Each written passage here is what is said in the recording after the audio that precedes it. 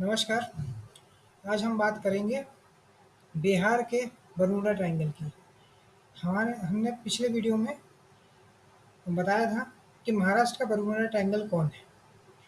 इस वीडियो में हम बात करेंगे बिहार के बरमूडा ट्रायंगल की, जो है नीतीश कुमार।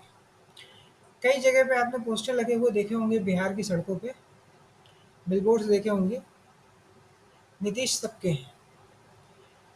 तो कोई भरोसा नहीं है नीतीश जी कब किसके साथ चले जाएं, कभी लालू के साथ, कभी भाजपा के साथ। बरमूडा ट्रायंगल वो होता है जो अटलांटिक ओशन के पास है, और जो भी जहाज वहाँ जाता है वो गायब हो जाता है। इनके साथ अपोजिट है, इनसे जो दूर जाता है वो गायब हो जाता है। लालू जी इनसे दूर हुए, 2009 10 में हार गए, 2005 में हार गए, 2015 में इनके साथ आए, जीत गए, भाजपा हार गई, 54 सीटों पे पहुंच गई। तो जो नीतीश कुमार अपने दम पे तो नहीं जीत सकते, लेकिन किसी को जीते, हाँ, सरकार जरूर बना सकते हैं। 2014 में अपने सहयोगी दलों के साथ भाजपा 40 में से 31 सीटें जीती थी। तो आप समझ सकते हैं कि उनकी उम्मीदें कितनी बड़ी होंगी कि 2014 में हम लोग 31 सीटें जीते, 9 सीटें छोड़ के सारी जीत गए।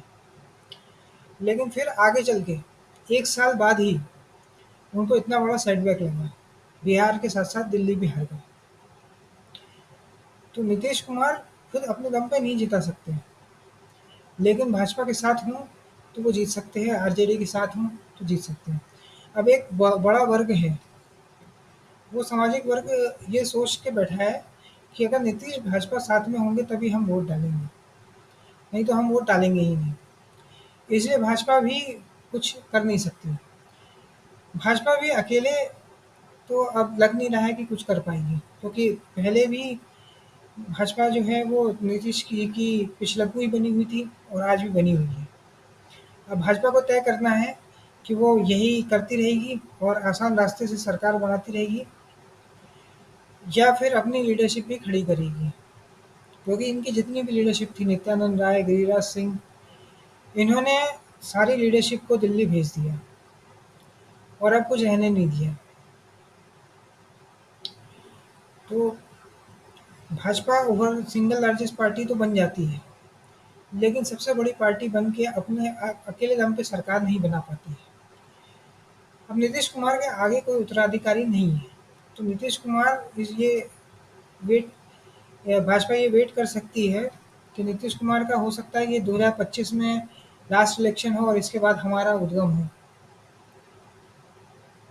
लेकिन राजनीति में कुछ भी कहना संभव नहीं है। हो सकता है 2025 के बाद 2030 में भी नीतीश कुमार ही बने, कुछ ना कुछ जोड़-तोड़ करके।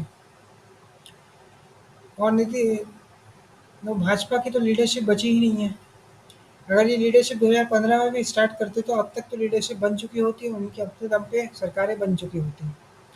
नीतीश जी अगर लालू जी के साथ नहीं गए होते, तो लालू जी की पार्टी का शायद रिवाइवल नहीं होता। अभी पिछले लोकसभा इलेक्शन में सिर्फ 4 सीटें मिली हैं आरजेडी को। तो जो तेजस्वी यादव पिछले इलेक्शन में माना जा रहा था कि बहुत बड़े नेता उभर के आएंगे, और पिछले विधानसभा में जो 2020 में हुआ है, अगर उन्होंने 80 सीटें कांग्रेस को नहीं दी होती तो शायद अपने दम पे मुख्यमंत्री भी बन जाते हैं। अब उनके नेतृत्व पे प्रश्न उठने लग गए हैं, और उनके कई सारे घोटाले में नाम भी आ रहे हैं। तो हो सकता है कि कहीं न कहीं भाजपा इनको फँसा ही दे, क्योंकि सारी संस्थाएँ तो इन्हीं की हैं भाजपा की। तो भाजपा वाले भी कुछ भी कर सकते हैं। बहरहाल आरजेडी ने कोई और प्रयास भी नहीं किया है, ताकि एम और वाई के साथ-साथ भूमिहार वोट भी मिल सकें, या ब्राह्मण वोट बैंक भी मिल सके। ऐसा कुछ प्रयास सभी सामाजिक वर्गों के साथ नहीं किया गया है।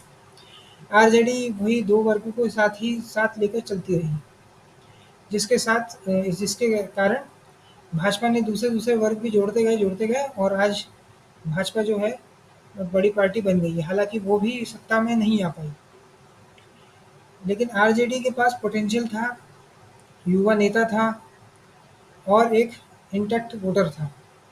फिर भी आरजेडी वो नहीं कर पाई जो उसको करना चाहिए था।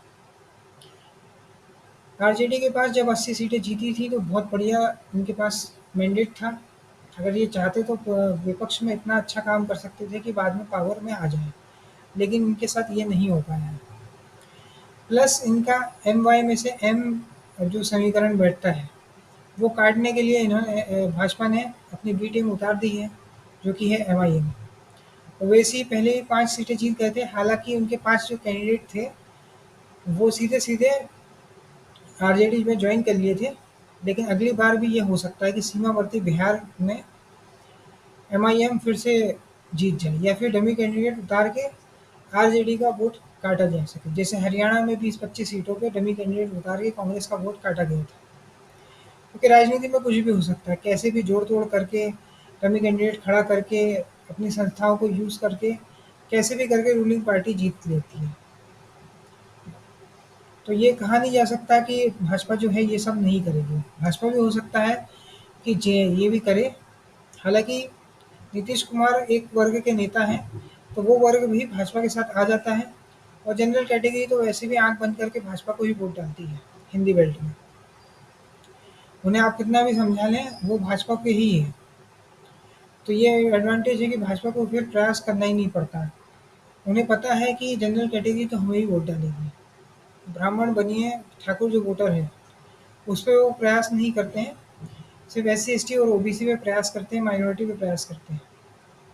जैसे कि महाराष्ट्र में इलेक्शन से पहले इन्होंने मदरसा बोर्ड के जो टीचर्स थे, उनकी सैलरी ट्रिपल कर दी।